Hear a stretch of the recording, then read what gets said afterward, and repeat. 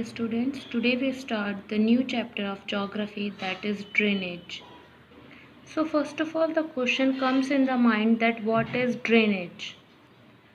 Drainage is the natural or artificial flow of a surface and subsurface water from an area in form of rivers and streams. Means the term drainage describes the river system of an area. That the river starts from the river source, means its mouth, and many tributaries added in the main source of river. Then from the mountains the river comes into the plain, and after that what it makes meanders, oxbow lakes, delta, and drop down into the sea. These meanders, oxbow lakes, these are the features of the river that we studied later on. Here you look at the river map of India. In this you will notice that small streams following from different directions came together to form the main river, which ultimately drains into a large water body such as a lake or a sea or an ocean. Now the next thing comes that the drainage basin. The area drained by a river is called drainage basin. Means when a single river system drained a particular area, then that area is called the drainage basin. This is the example of the drainage basin, Ganges basin. Means the Ganga river with its tributaries, the cover whole area, that is called the drainage basin. Now the next thing comes, that is water divide.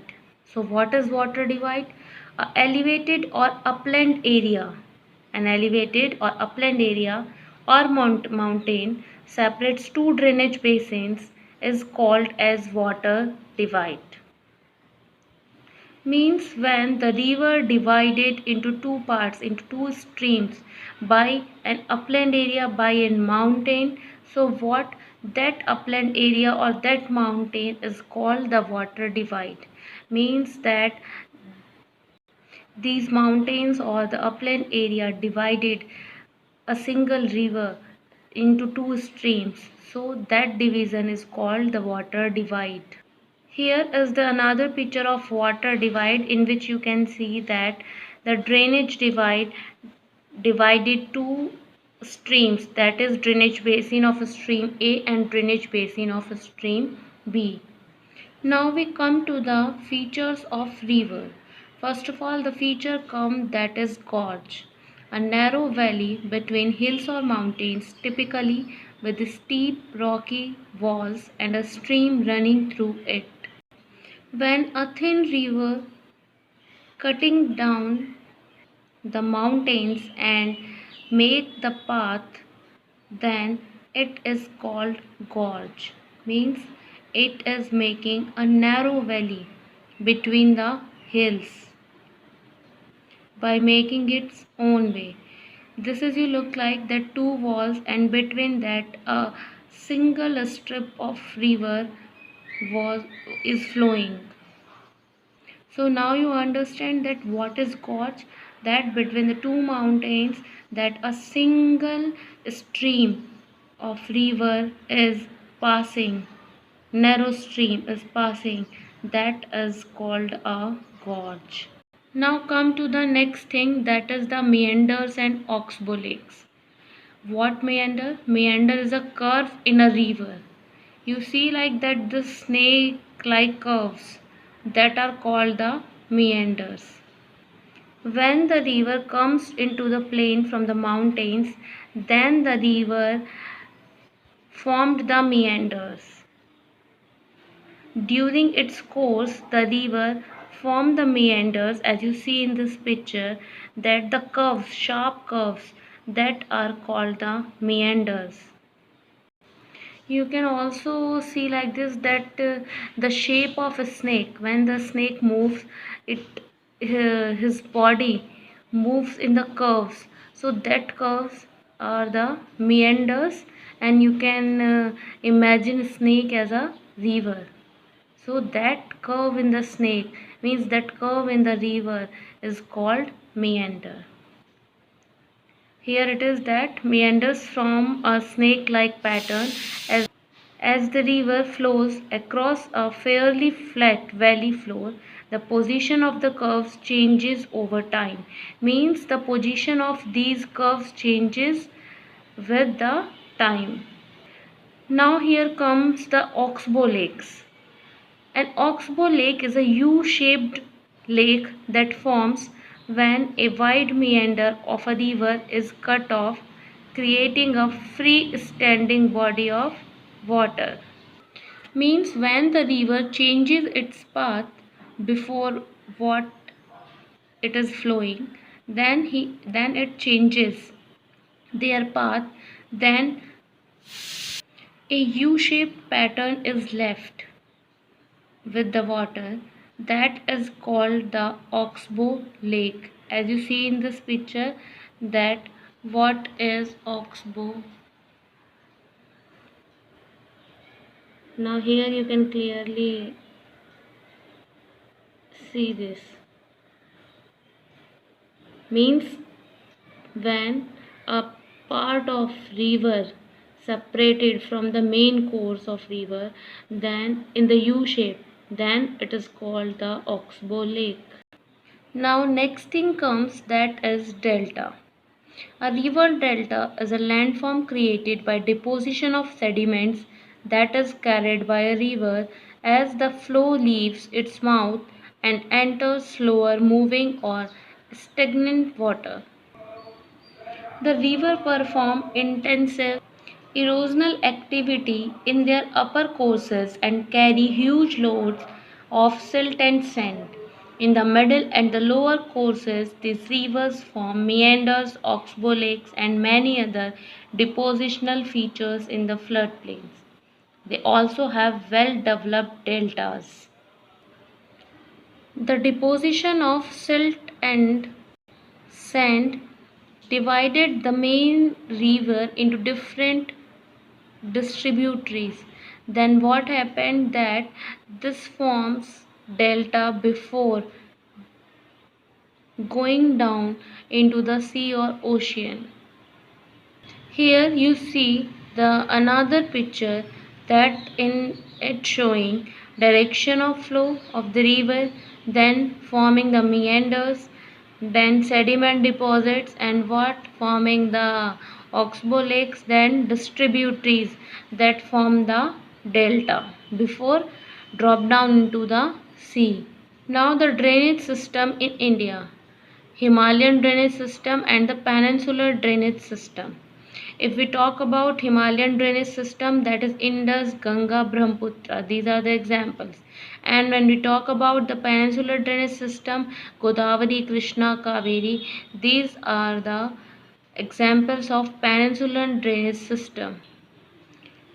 Most of the Himalayan rivers are perennial. Perennial means that they have water throughout the year. These rivers received water from rain as well as from melted snow from the lofty mountains. The two major Himalayan rivers, the Indus and the Brahmaputra, originate from the north of the mountains and that they form the gorges. Himalayan rivers are long and are joined by many large and important tributaries.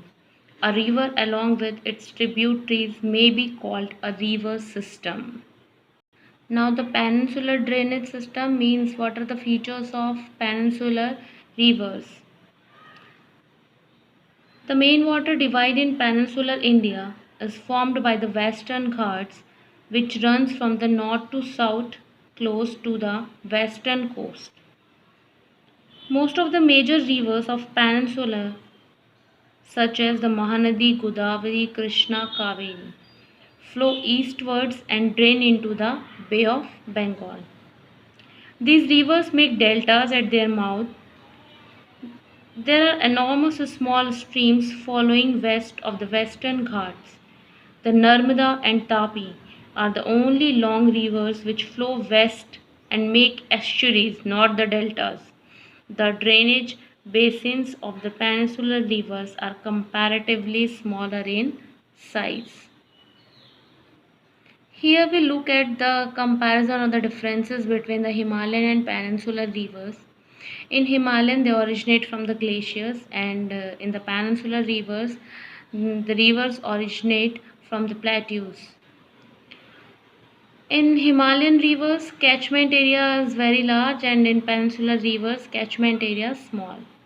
Then in Himalayan rivers, high erosion activity, and here in peninsular, that is low erosion activity. In Himalayan rivers, useful in irrigation, but in peninsular not useful in irrigation. Then they are perennial and they are non-perennial.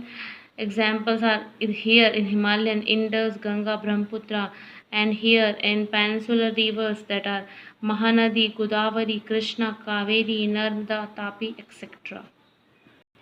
Now comes to the role of rivers in the economy. Rivers have been of fundamental importance throughout the human history.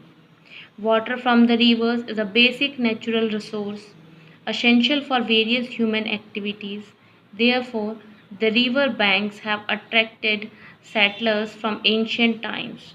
These settlements have now big cities.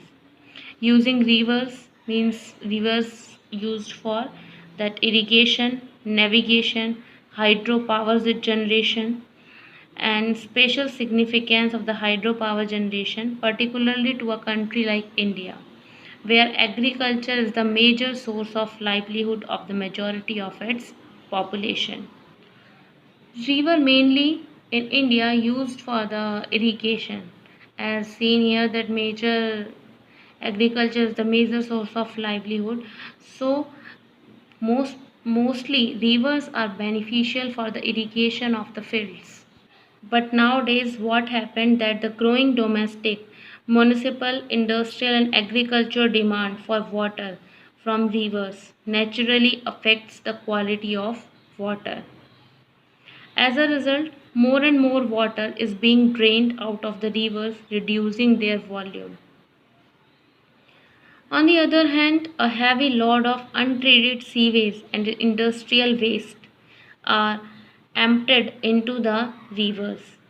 This affects not the quality of river but also the self-cleansing capacity of the river.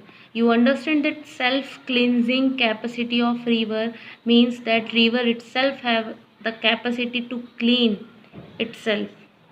We see that water is flowing, river water is continuously flowing, and what the things that waste material drop down into the river that clean by itself with the flow of water, so that capacity also decreases because that affect the quality of water. Because of that concern over rising pollution in our rivers led to the launching of various action plans to clean the rivers at many different plans, as you heard, like clean Ganga plan, Ganga action plan. Okay, Ganga action plan that was initiated in 1985 for the cleaning program of river Ganga. So you can also think about that what is life of human beings without the fresh water. So it is a big problem, and it's being a citizen, we have to do work to save our rivers, do not pollute the rivers, and work for the save of water.